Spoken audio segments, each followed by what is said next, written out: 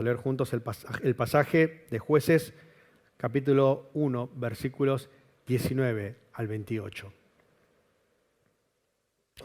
Jueces 1, 19 al 28, leo el primero yo y después leen el siguiente, ustedes. El Señor estaba con Judá y éste tomó posesión de la región montañosa, pero no pudo echar a los habitantes del valle porque estos tenían carros de hierro. Después dieron a Hebrón a Caleb como Moisés había dicho, y él echó de allí a los 3 hijos de Anac. Pero los hijos de Benjamín no pudieron echar a los jebuseos que habitaban en Jerusalén, así que los jebuseos han habitado con los hijos de Benjamín en Jerusalén hasta el día de hoy. También los de la casa de José subieron contra Betel y el Señor estuvo con ellos. Los de la casa de José hicieron un reconocimiento de Betel. Antes el nombre de la ciudad era Luz. Los espías vieron a un hombre que salía de la ciudad y le dijeron: por favor, muéstranos la entrada de la ciudad y tendremos misericordia de ti. Él le mostró la entrada de la ciudad y ellos la hirieron a filo de espada, pero dejaron libre a aquel hombre y a toda su familia. El hombre se fue a la tierra de los heteos y edificó una ciudad a la que llamó Luz. Este es su nombre hasta el día de hoy. Pero Manasés no pudo echar a los habitantes de Bet-Seán y sus aldeas, ni a los de Taanac y sus aldeas, ni a los de Dor y sus aldeas, ni a los de Ibleam y sus aldeas, ni a los de Megiddo y sus aldeas. Más bien, los cananeos persistieron en habitar en aquella tierra. Sin embargo, aconteció que cuando Israel llegó a ser fuerte, sometió a los cananeos a tributo laboral, pero no los echó del todo. Amén. Amén. Una de las cosas que me llamó la atención cuando visité por primera vez Estados Unidos, más específicamente cerca de Los Ángeles, California, era que cuando se hacía de noche, mi tía no cerraba todas las puertas con llave y cerradura. Recuerdo que tenía la puerta principal, tenía también la parte del garage, y después atrás en el patio, ideal para una mente ladrona, de entrar por ese terreno casi como desconocido y meterse a la casa. Y no obstante, mi tía es como que no hacía nada al respecto, la dejaba casi como abierta. Le digo: tía, ¿por qué haces esto? ¿No tenés miedo de los ladrones que pueden llegar, del enemigo que entra a tu casa y te haga daño? Y ella me dijo: Arturo, en este país esas cosas no pasan. Parece que en Estados Unidos la inseguridad sí es simplemente una sensación. Y yo dije: ¿cómo puede ser que nosotros en Argentina estamos gastando cada vez más dinero en alarmas, cámaras de seguridad, en todas estas cerraduras que no sirven para nada, mientras que allá en Estados Unidos no se preocupan porque entre nadie? Claro, eso fue hace 20 años atrás. Después volví a la casa de mi tía y cerraba todo con llave y no le daba las manos. Le digo: ¿qué pasa, tía? Y digo: no, ya cambió esto. Así que también en el primer mundo tienen los mismos problemas que tenemos nosotros. Ahora, si supongamos que entran a tu casa y vos estás como con tu familia, cuando entra el enemigo, lo primero que querés hacer es que se lleven todos los bienes materiales. Llévate todo, con tal de que no le hagas nada ni a mi familia ni a mí. Porque lo material viene y va, ¿no? Si entran a la casa del pastor a robar, le digo: venga, llévese todas sus Biblias, todas las Biblias que tengo. Conviértase a Cristo después de esto. Las guitarras no, por favor. Por supuesto que lo material no importa. Mientras no le hagan nada a mí ni a mi familia, está todo bien. Pero si yo tuviese el poder de poder echar al enemigo, lo haría en un instante. Porque yo no me banco que un no invitado esté en mi casa y se quede más de un segundo. No puedo soportar la idea de que un enemigo esté en mi hogar. Lo tengo que echar inmediatamente. Y eso es lo que está pasando en este pasaje. La palabra echar, tan pesada, tan importante en la narrativa del libro de Jueces. 12 veces se repite esta misma palabra, en numerosas ocasiones. Viendo, por ejemplo, Caleb, un personaje importante de la Biblia, que cuando entran a la tierra prometida, después de 400 años de esclavitud y 40 años en el desierto, ahora están listos para tomar posesión de esta tierra.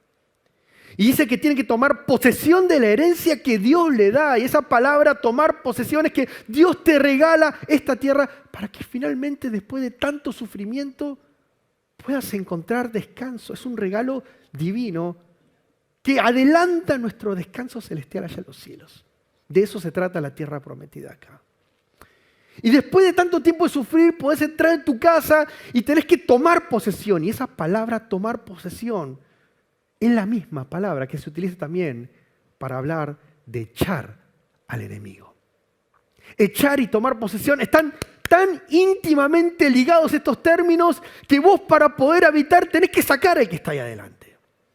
Y estas naciones paganas que habían llegado a pecar hasta su colmo debían ser destruidas por medio del pueblo de Dios. Para poder poseer hay que echar, porque no hay lugar para dos en este terreno.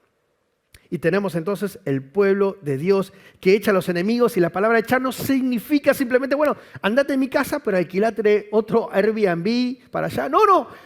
Echar significa destruir completamente a ese enemigo para que no quede nadie con vida. De eso se trata en el libro de Jueces, cuando habla de que el pueblo de Dios tenía que echar, destruir completamente a las naciones paganas. Por supuesto que la razón era que ellos eran enjuiciados por medio de Israel porque el pecado había llegado a su colmo. Pero otra de las razones era porque en casa no pueden haber dos. O es ellos, o somos nosotros. O es el enemigo, o soy yo. Y acá tenemos el principio aplicado de que no hay lugar para dos. Y esto no solamente es en el Antiguo Testamento, sino también en el Nuevo Pacto es el mismo principio. Pablo en 2 Corintios 6, versículos 14 y 15, habla sin tapujos diciendo qué compañerismo tiene la rectitud con el desorden, qué comunión tiene la luz con las tinieblas, qué armonía tiene Cristo con Belial. La traducción en el lenguaje actual dice, no puede haber amistad entre Cristo y el diablo. No podés hacerte amigo de Dios y el diablo. Hay lugar para solamente uno. Y si vos querés tomar posesión de la tierra, tenés que echar al enemigo de tu casa. Este es el principio que nos está mostrando la palabra hoy. Parece fácil, ¿no? Porque cuando hablamos de echar al enemigo, pensamos en que yo creo en Dios, hago el culto acá a las 12, como, almuerzo.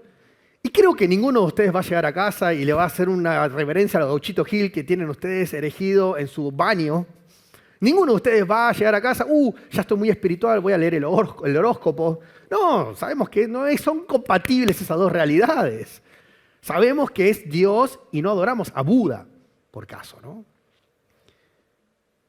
Pero el enemigo no toma formas tan obvias como parecería.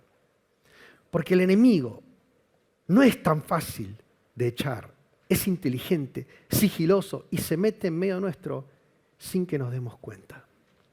Para hacer un croquis acerca de lo que vamos a hablar en esta prédica, vamos a ver que lo primero vamos a hablar de observar la necesidad, los movimientos del enemigo, cómo de a poquito el enemigo se va metiendo en medio nuestro. Observamos eso. Lo segundo, también reconocemos la gravedad de lo que significa que el enemigo entre en nuestra casa, entre en nuestras vidas. Y lo tercero, cuáles son las armas para que eso no suceda. Entonces vamos con lo primero, ¿no? Lo que no es tan obvio. El enemigo es inteligente y nosotros tenemos que frenar, parar la pelota y decir, ¿qué es lo que está haciendo el enemigo? Observamos con temor cómo el enemigo se quiere meter en nuestras casas continuamente. Observar cómo el enemigo se quiere meter en nuestras vidas continuamente. Yo sé que cuando hablo de bichos, la gente pone cara de asco y no le gusta. Pero bueno, estoy predicando con lo que quiero. Estaba tranquilo en mi cama y de repente lo veo. Una intrusa en mi casa. Una cucaracha del tamaño de mi pulgar, entrando volando. Media moribunda, pero viva aún, para poner sus huevitos y que me infeste la casa de esos bichos. En un rapto divino de entendimiento me di vuelta y la vi. La vi. Después hay que ver quién la mata, ¿no? Pri, anda vos. La vi y la maté, como buen marido masculino. Me levanté, la maté ahí. Y pensé, qué bueno que en ese momento estaba atento antes de dormir, porque suponete que se mete ese bicho y se reproducen como conejos. Tendré una casa infestada de bichos. por culpa de que no estuve atento a que sigilosamente entró a mi casa. He visto una vez una cucaracha entrar donde no se podía entrar. No había espacio, no había lugar para entrar y se metía la desgraciada. Así son. Y el enemigo es también tan inteligente que si nosotros no estamos constantemente y continuamente atentos, frenamos y observamos sus movimientos, puede ser que se nos meta adentro. Tenemos en el pasaje cómo esto ha sucedido en la conquista de Israel. El primer comienzo es prometedor y según lo vemos en los versículos 19 al 22, hay una primera instancia en donde todo parece que va bien. Dice el versículo 19, el Señor estaba con Judá y éste tomó posesión de la región montañosa. Versículo 22, también los de la casa de José subieron contra Betel y el Señor estuvo con ellos. Cuando vos vas a hacer un negocio, cuando vos tenés una empresa, querés que tus compañeros sean los mejores para que esa compañía sea productiva. Querés que tus directivos sean los mejores para que tomen decisiones sabias y que no se pierda ganancia. Querés que todo vaya bien con personas que son adecuadas para que tengas éxito en lo que haces. Cuando vos estás en la guerra, querés tener a los mejores soldados. Cuando estás en la guerra, querés tener los mejores directivos arriba tuyo para que tomen buenas decisiones y no sea tu vida perdida en vano. Pero en una guerra santa, vos querés que estés peleando por el verdadero Dios. Porque acá en este contexto, no es simplemente una batalla entre dos naciones, sino que es una batalla espiritual en donde está el paradigma del enemigo, Satanás, y el pueblo de Dios peleando en nombre de Dios. Dios es el que está peleando la batalla y te conviene estar en el equipo correcto. Y si vos estás con Dios o Dios está con vos, entonces significa que es un buen comienzo prometedor para tomar posesión de la tierra prometida. No obstante, todo empieza a caer en decadencia cuando el versículo 19 continúa que el Señor estaba con Judá y éste tomó posesión de la región montañosa. Pero no pudo echar a los habitantes del valle porque estos tenían carros de hierro. Es un avance tecnológico, armamentista, bélico. Eran más avanzados que ellos, más poderoso este pueblo que Israel. Y no obstante, cuando dice que tenían carros de hierro y por eso no pudieron conquistar, no significa de que ellos tenían ventaja sobre Israel desde el punto de vista tecnológico y belístico, sino que se trataba de que al ver esos carros de hierro, el pueblo se amedrentó, se olvidó que estaba con Dios. Se puso cobarde, dejó de confiar en Dios y se tiraron atrás cuando tendrían que haber avanzado y tomado la tierra como posesión. De repente, cuando empieza a faltar nuestra confianza en el Dios que me va a proteger en este país en el cual el dólar está a 7.50, de repente empieza a haber decadencia a partir de que nuestra confianza en Dios empieza a menguar. Y para agregarle a esto, empieza a ser cada vez todo peor cuando te empezás a casar con el enemigo que empieza a estar en tu casa y a vos no te molesta tanto. Versículo 23 dice, 28, sin embargo, aconteció que cuando Israel llegó a ser fuerte, sometió a los cananeos al tributo laboral, pero no los echó del todo. Llegaron a ser lo suficientemente fuerte como para poder ir y vencer en esta batalla, lo cual parece bueno, finalmente podemos someter a este enemigo poderoso. Y no obstante, en vez de destruirlos, dice que los sometieron a tributo laboral. Claro, por más santa que sea la guerra y por más mandamiento de Dios, matar a algún pueblo, ensuciarte de sangre, Dios no. Entonces lo que haces es llegar a un acuerdo en donde, mira, me pagás un impuesto y quedamos todo bien, vos estás vivo, habitás en medio mío y yo básicamente recibo una plata para vos. De repente es como que es un win-win para ambas partes, ¿no? Y el enemigo que tenía que haber sido echado de medio del pueblo de Dios termina negociando un amnistío en donde vos quedate, pero me pagás. La decadencia empieza a subir o bajar otro escalón. A partir de que el enemigo que está en medio nuestro, no pasa nada. No pasa absolutamente nada. Y lo que después llega al clímax, en donde el versículo 34 afirma que la tribu de Dan tuvieron que retroceder a las montañas porque los amorreos no los dejaron bajar a la llanura. En castellano, te echaron de tu propia casa, amigo. Se supone que esta era la casa que Dios te dio, la tierra que te dio, y la decadencia llega a tal punto que al final del versículo, el pasaje en el versículo 34, dice que ellos terminan siendo echados de su propio terreno, porque estos enemigos se habían asentado y se habían hecho tan fuerte que vos tenías que salir. ¿La palabra ocupas tal vez les suena a algo? Yo pensé que los ocupas eran gente tonta, inmoral, sin planificación, que de repente encuentran un agujerito y mientras estás entrando se meten adentro y ya está. No. Los ocupas son inteligentes.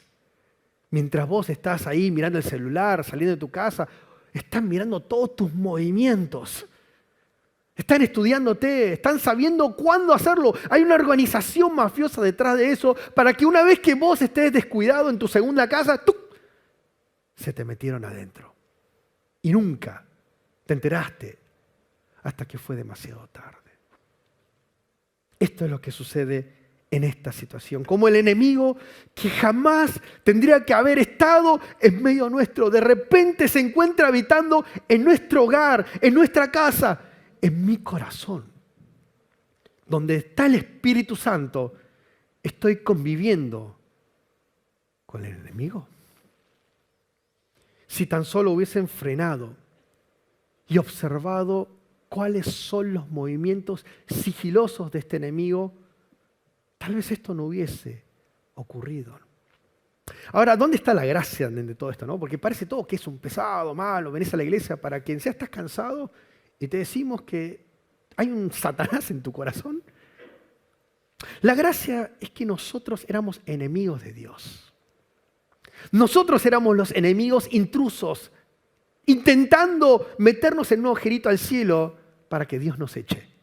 Y no obstante, la gracia del Evangelio es que por gracia de Cristo Jesús, a partir de su sacrificio, no somos enemigos de Dios, sino que somos amigos del Altísimo. El privilegio de ser hijo de Dios y no intruso y enemigo. El privilegio de ser parte de la casa de Dios y no una cucaracha inmunda que intenta meterse en los agujeros de una casa que no le corresponda. No somos ocupas en el trono de los cielos. Somos ciudadanos legítimos del reino de Cristo. Y por eso nosotros tenemos precisamente la responsabilidad de reconocer cuán grave es que el enemigo se te meta, porque de lo contrario puede ser que tu salvación corra peligro. Cuán grave es que esté en tu casa. Fíjate lo que dice acá Deuteronomio 7:2-4. El Señor les mandó antes de que entraran a la tierra prometida. Y cuando el Señor tu Dios les haya entregado delante de ti y tú las hayas derrotado, entonces destrúyelas por completo. No harás alianza con ellas, ni tendrás de ellas misericordia. No emparentarás con ellas, no darás tu hijo a sus hijos, ni tomarás su hija para tu hijo, porque desviará tu hijo en pos de mí, y servirás a otros dioses, de modo que el furor del Señor se encenderá sobre ustedes, y pronto los destruirá. No hagas alianza con estos enemigos, no hagas esto del tributo laboral, no lo hagas, porque ellos van a hacer que tu identidad como cristiano se pierda como pueblo de Dios. Y llegue el juicio de Dios que le tendría que haber llegado a ellos sobre tu vida. Básicamente lo que sucede es una progresión lineal en donde se mete el enemigo en tu vida con costumbres, con culturas, con usos que no son propios de un cristiano sin que vos te des cuenta. De repente, una vez que entra a tu vida esta cultura sin que te des cuenta porque estabas distraído en esta vorágine del mundo cotidiano, perdés tu identidad porque haces lo mismo que el otro. Haces lo mismo que el enemigo, escuchás lo mismo que el enemigo, mirás lo mismo que el enemigo, de repente comés con todo lo mismo y no hay ninguna distinción entre el enemigo y vos. Cuando estaba en la escuela secundaria, los chicos del otro curso se enteraron que era cristiano. Arturo es cristiano, decían. Eso me dolió. ¿Qué tan mal me habré portado como para que se empiecen a reír de que yo fuese cristiano? De repente somos iguales al mundo que nos rodea. Y porque hacemos eso nos olvidamos de Dios. Y porque nos olvidamos de Dios, llega el juicio de Dios. En castellano acá, en la narrativa bíblica se llama exilio. Significa que Israel perdió su tierra en manos de dos naciones poderosas, Asiria y Babilonia, con las más cruentas prácticas de la guerra: empalamiento, abrir los vientres de embarazadas para ver al bebé, desollamiento, sacarle los ojos a la... ¿Sigo? Las peores prácticas que hablan de la gravedad de que a poquito iba el enemigo metiéndose en medio de ellos, terminó la cultura abrazándolos a ellos en vez de que ellos derrotaran la cultura de ese momento. Y el enemigo se metió de lleno en casa. Me pregunto, ¿qué significa para la iglesia de Cristo que se meta la cultura en nuestra iglesia? Porque vamos a ser sinceros, no somos Israel en donde van a venir una nación extranjera y nos van a meter su cultura. Eso no es hoy lo que está pasando acá.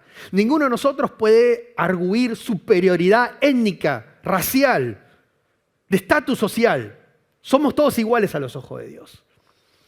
El Evangelio llama a que todas las naciones, pueblo, tribu, nación, vengan a los pies de Cristo Jesús.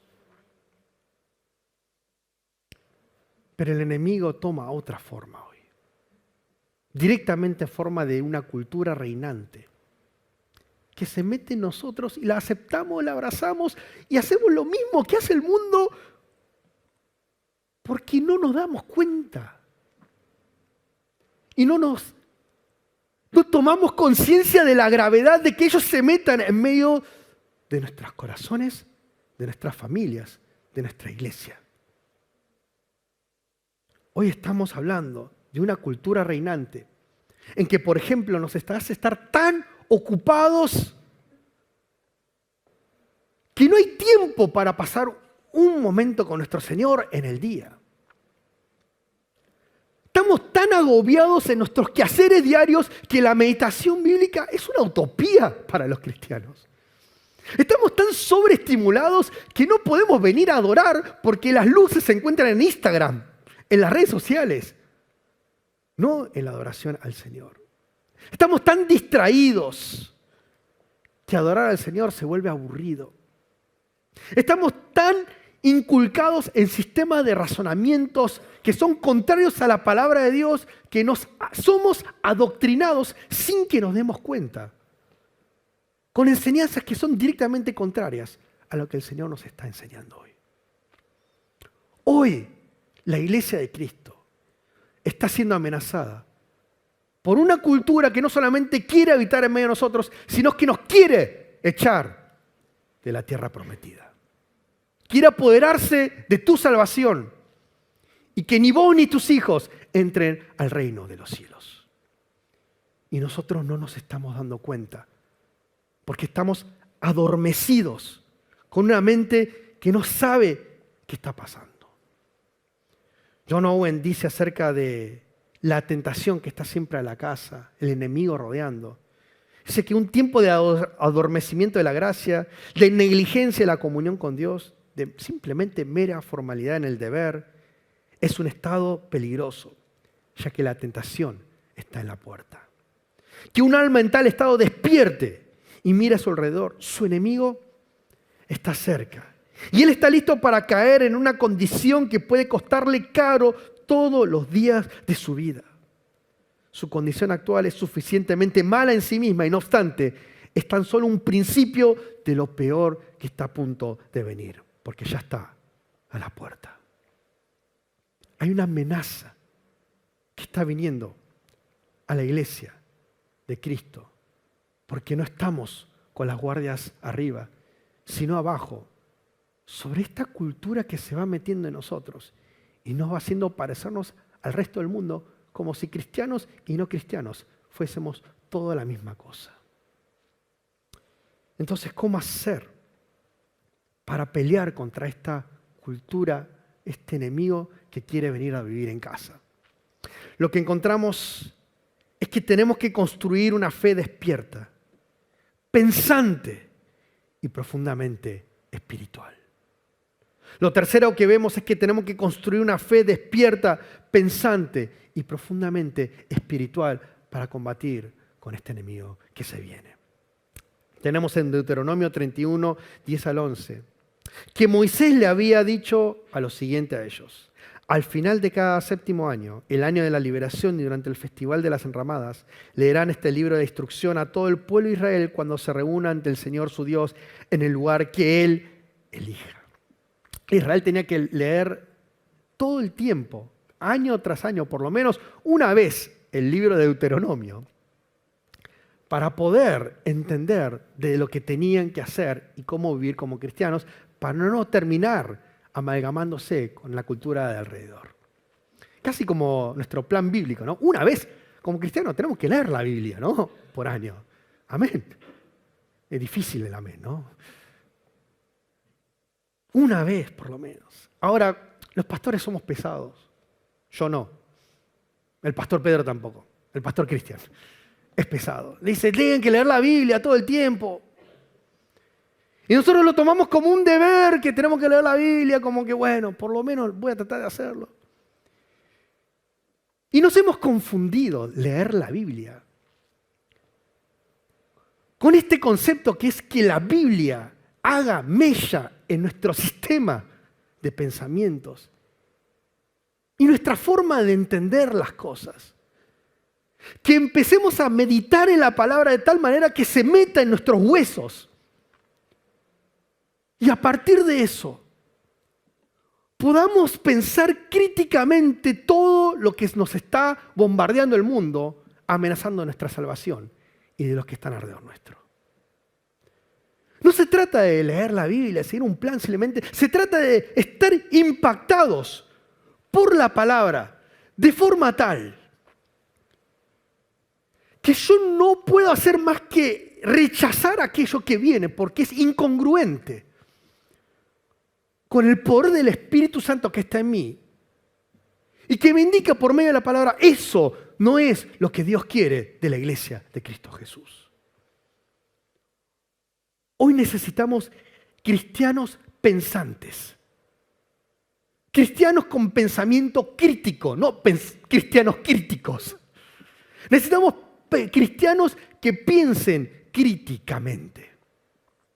Dice el pensamiento crítico, que es el deseo de buscar, la paciencia de dudar, la afición para meditar, la lentitud para afirmar, la disposición para considerar y el cuidado para poner en orden y hasta el odio por todo lo falso.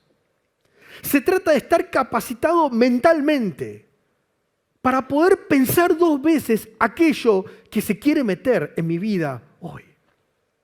Pero no estoy hablando de un pensamiento crítico secular, porque hasta la gente no cristiana puede hacer eso. Estamos hablando de que profundamente espiritual. A partir del Espíritu Santo que mora en aquellos que son amigos de Cristo y no enemigos de Dios. Y por medio de la palabra de nuestro Señor, meditando continuamente en su gloria y su belleza, que nosotros desarrollamos la capacidad de analizarlo todo, desechar lo malo y quedarnos con lo bueno.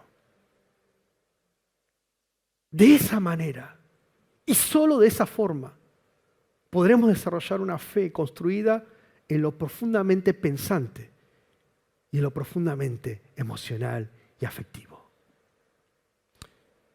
Nosotros, los que estamos acá, algunos de ustedes son padres, con mi señora no vemos la hora de que nazca nuestro hijo. Pero también tengo miedo, porque la mayoría me dice, vas a ser papá, prepárate.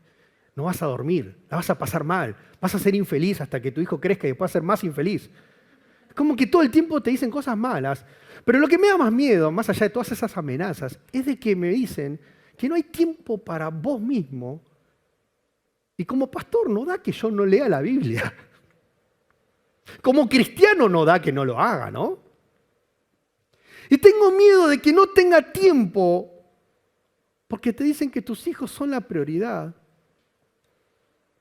Y la verdad es que sí, son el regalo de Dios que te da para que vos cuides de ellos, emocional, psicológica, pero también espiritualmente. Pero yo no quiero que mi hijo sea la prioridad. Yo quiero que Cristo sea la prioridad de nuestra familia. Yo quiero estar armado espiritualmente para que este que va a venir ahora crezca en una casa en donde la centralidad no es que yo soy espiritualmente fuerte para que la cultura no le afecte negativamente a él. O sea, no lo hago todo por él, sino lo hacemos por Cristo. Y Él es el centro de nuestro sistema. Ese es mi temor. Porque una semana sin estar en la lectura, una semana sin meditar en la palabra de Dios, es una semana más cerca de que el enemigo invada mi vida, mi hogar y mi familia y mi iglesia. Pero si nosotros dejamos la dejadez de lado y nos concentramos en una pelea espiritual para que esta amenaza no entre, sino que pensante y profundamente espiritual, podamos levantar barreras para proteger nuestra identidad como hijos e hijas y amigos del reino de los cielos. Cierro con esto. El Señor nos llama a levantar la guardia hoy a partir de una fe pensante, profundamente espiritual y profundamente afectiva. El enemigo está cerca y muchas veces sentimos que nos va a entrar de cualquier lado. Pero hoy creemos en el Dios poderoso que está con nosotros. Y como dijo acá las palabras, el Señor está con su pueblo y por eso tomaron posesión de la tierra prometida. Así sea este principio sobre mi vida, sobre mi familia y sobre nuestra iglesia. Vamos a orar.